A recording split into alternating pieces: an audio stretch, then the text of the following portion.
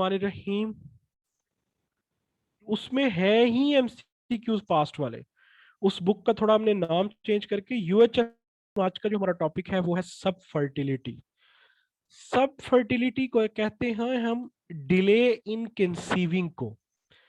Infertility और सब fertility में बहुत फर्क है। इनफर्टिलिटी है इनएबिलिटी टू कंसीव। इनफर्टिलिटी में पेशेंट कंसीव कर ही नहीं सकता, किसी सूरत भी नहीं कर सकता, ठीक है। और सब फर्टिलिटी में उसके अंदर कंसीव करने की एबिलिटी होती है लेकिन उसमें डिले हो रहा होता है। Infertility means no power of conceive, वो कंसीव कर ही नहीं सकता, ठीक है।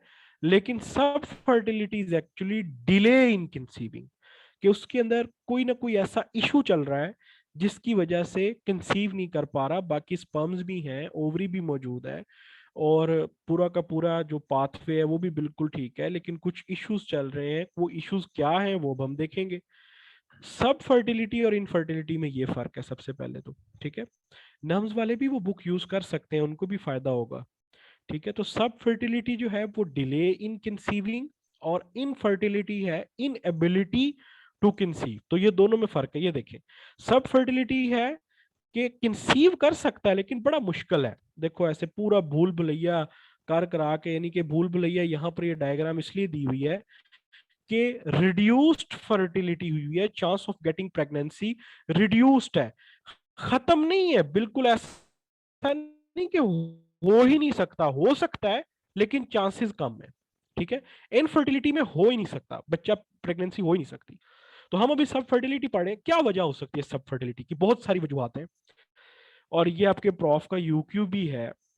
इसको हम लोगों ने डिवाइड किया हुआ है तीन डिफरेंट जो है ना वो प्रॉब्लम्स में।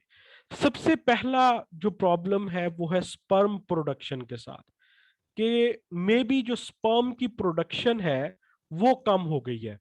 यानी कि स्पर्म्स के साथ प्रॉब्लम, उनकी प्रोडक्शन के साथ या उनकी फंक्शनैलिटी के साथ, या स्पर्म जो है वो हेल्दी नहीं है, स्पर्म की प्रोडक्शन कम हो रही है, या स्पर्म आपके जो है ना वो हेल्दी प्रोड्यूस नहीं हो रहे। अब एबनॉर्मल स्पर्म कंडक्शन का जो प्रोडक्शन है वो किन कंडीशंस में हो सकती है, वो क्लेमेडिया के वायरल डिजीजेस के पेशेंट्स में, ठीक है। और कोई कैंसर है, कोई टेस्टिकुलर कार्सिनोमा है, या कोई जेनेटिकल डिफेक्ट है, या जो है वो वेरिकोसील, कोई टेस्टिस की कोई जो है ना एनाटॉमिकल प्रॉब्लम है, या कोई कोई किसी किस्म का भी कोई ऐसा इशू जिसकी वजह से स्पर्म की प्रोडक्शन कम हो रही है, या हेल्दी स्पर्म प्रोड्यूस नहीं हो रहे, या एबनॉर्मल स्पर्म प्रोड्यूस हो रहे हैं। तो सबसे पहला जो इशू है वो है स्पर्म्स का, ठीक है। हमने डिवाइड किया हुआ है ना डिफरेंट, कि सब फर्टिलिटी का जो पहला प्रॉब्लम हो सकता है वो हो सकता है स्पर्म्स का। डॉक्टर साहब जो यहाँ लिखे हुए हैं ना उन पे फोकस करें, ठीक है। तो सबसे पहला जो इशू हो सकता है वो हो सकता है स्पर्म्स का, कि स्पर्म्स या तो सही प्रोड्यूस नहीं हो रहे या वो अब हेल्दी नहीं है। किन कंडीशंस में? डिफरेंट इन्फेक्शंस हैं, chlamydia, HFI, gonorrhoea, diabetic patients, mumps के patients, viral diseases, varicocele problem, कोई जेनेटिकल डिफेक्ट, या कोई कार्सिनोमा जैसे टेस्टिकुलर कार्सिनोमा वगैरह अगर पेशेंट को हो गया। दूसरा प्रॉब्लम है स्पर्म डिलीवरी के साथ, मतलब स्पर्म तो बिल्कुल ठीक प्रोड्यूस हो रहे हैं लेकिन स्पर्म डिलीवर नहीं हो पा रहे, ठीक है। डिलीवर नहीं हो पा रहे स्पर्म, अपनी जो उनकी जहां पर उन्होंने जाना है, जो उनकी एक पाथवे है वहां पर नहीं पहुंच पा रहे। मतलब नॉर्मली क्या होता है कि जब वेजाइना में स्पर्म आप इंजेक्ट करते हैं, सर्विक्स से होते हुए वो यूटेराइन कैविटी से होते हुए फेलोपियन ट्यूब तक पहुंच के, और फिर वहां पर जाके फर्टिलाइजेशन होती है, और फिर आपकी जो है जो यूटरस जो यूटेराइन कैविटी है वहां पे इम्प्लांटेशन होती है। ये जो पूरा इनका एक जो पाथ है, जो इन्होंने पाथ फॉलो करना है, इस पाथ में किसी जगह पर प्रॉब्लम है, स्पर्म डिलीवरी में प्रॉब्लम हो रही है। अब ये पाथ में भी प्रॉब्लम हो सकती है, या स्पर्म बिल्कुल सही प्रोड्यूस हो रहे हैं लेकिन मेल उनको डिलीवर नहीं कर पा रहा। मत कि क्यों, किस तरह डिलीवर नहीं कर पा रहा, उसमें प्री मेच्योर एजैकुलेशन के प्रॉब्लम है, या उसके टेस्टिस को कोई इंजरी हुई हुई है, वो डैमेज हुए हुए हैं, कोई स्ट्रक्चरल डिफेक्ट है, ब्लॉकेज ऑफ टेस्टिकल्स हुए हुए हैं, एजोस्पर्मिया का पेशेंट है, कोई क्वाइटल डिसफंक्शनिंग है, कोई इम्यून फैक्टर्स हैं, ये तमाम के तमाम वो चीजें हैं। अब इसमें पेशेंट की स्पर्म प्रोडक्शन नहीं प्रॉब्लम है, इसमें स्पर्म बिल्कुल ठीक प्रोड्यूस हो रहे हैं, लेकिन उनकी डिलीवरी में प्रॉब्लम आ रहा है। ठीक है, दूसरा ये इशू हो सकता है। तीसरा है जो कि फीमेल के साथ है, वो है यूटिराइन कंडीशंस, यानी कि ये इशू मेल साइड पे नहीं है, ये फीमेल साइड पे है।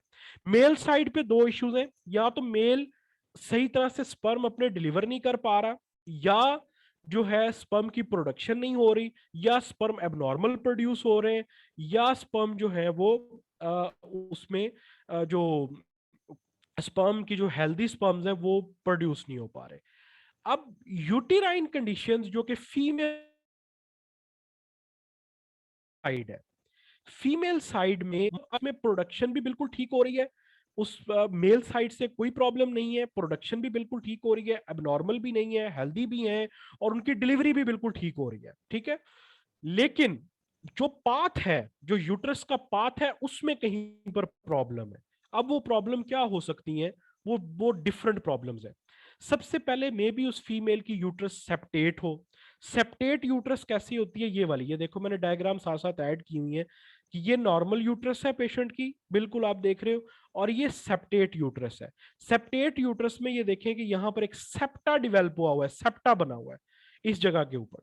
ठीक है, और इस सेप्टा की वजह से स्ट्रक्चरल एबनॉर्मेलिटी आ गई, जिसकी वजह से मे बी पेशेंट कंसीव ना कर पाए, उसे कंसीव करने में डिले हो रहा हो, स्पर्म्स की डिलीवरी जो है ना, वो स्पर्म ने जो पाथ फॉलो करना है वो पाथ फॉलो नहीं कर पा रहे। पहला ये इशू हो सकता है कि सेप्टेट यूट्रस है। दूसरा क्या हो सकता है, बाइकार्नोएट यूट्रस है। बाइकार्नोएट यूट्रस कैसी होती है, ये देखिए ऐसी, इसमें नॉर्मल यूट्रस और ये बाइकार्नोएट यूट्रस। देखो इसमें क्या था, इसमें सेप्टा डेवलप हुआ, आपकी यूट्रस की जो एंडोमीट्रियम की लेयर थी, सिर्फ उसमें एक सेप्टा डेवलप हो गया, एक सेप्टम डेवलप हो गया। लेकिन इसमें सारी की सारी लेयर्स जो हैं, सारी की सारी लेयर्स जो हैं, उन्होंने यूट्रस को ऑलमोस्ट यहां पर एक, इसमें तीनों लेयर्स इन्वॉल्व है, एंडोमीट्रियम भी इन्वॉल्व हो गई, मायोमीट्रियम भी इन्वॉल्व हो गई, पेरीमीट्रियम भी इन्वॉल्व होगी, इसको हम कहते हैं बाइकार्नुएट यूट्रस। ये भी एक स्ट्रक्चरल एबनॉर्मेलिटी है। इसी तरह एक और स्ट्रक्चरल एबनॉर्मेलिटी है जिसको हम कहते हैं डबल यूट्रस, यानी कि इसमें टोटली जो है वो विजाइना भी डबल होगी, और इसमें जो आपके पास यूटेराइन ट्यूब जो है वो भी फेलोपियन ट्यूब, ये बिल्कुल, ये इनका आपस में कोई कनेक्शन नहीं है, ये दोनों सेपरेट है, ये भी एक सेपरेट है और ये भी सेपरेट है बिल्कुल। अब इसमें भी दो टाइप्स होती हैं, मे बी इनकी विजाइना डबल हो, अलग अलग हो, या विजाइना एक ही हो लेकिन ऊपर से जो यूट्रस है वो डिफरेंट हो जाए। ये सारी की सारी स्ट्रक्चरल एबनॉर्मेलिटीज हैं जो कि कंजेनिटल डिफेक्ट्स के साथ आपके आगे सामने आती है। ठीक है, अच्छा, बिल्कुल स्ट्रक्चरल एबनॉर्मेलिटीज हैं ये। आप जब डेवलपमेंट हो रही होती है तब ये एबनॉर्मेलिटीज होती हैं। तो ओवेरियन साइड के ऊपर जो यूट्राइन साइड है, जो फीमेल साइड है, उसमें स्ट्रक्चरल सेप्टेट यूट्रस हो सकती है।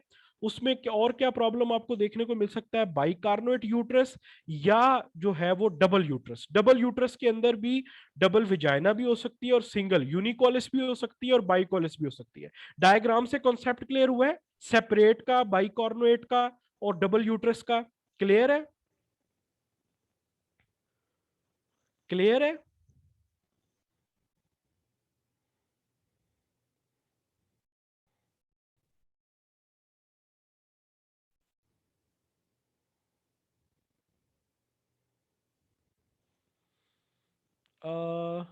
एजोस्पर्मिया का क्वेश्चन आया हुआ सर, एजोस्पर्मिया में स्पर्म प्रोडक्शन का इशू होता है, स्पर्म इजैकुलेट नहीं होते एजोस्पर्मिया में दोस्त।